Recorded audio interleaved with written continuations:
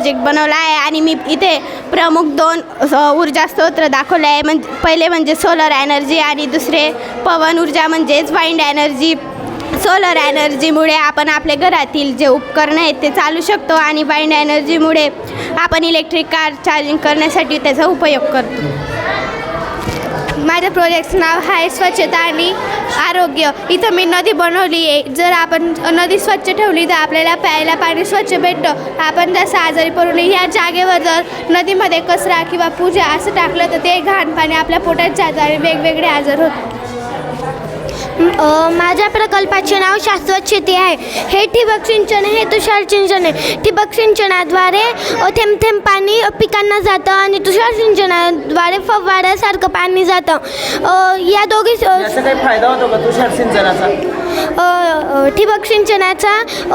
ठिबक सिंचनामुळे पाण्याची बचत होते आणि तुषार सिंचनामुळे खताचीही बचत होते. चल सर लगेच थोडं थांबायला.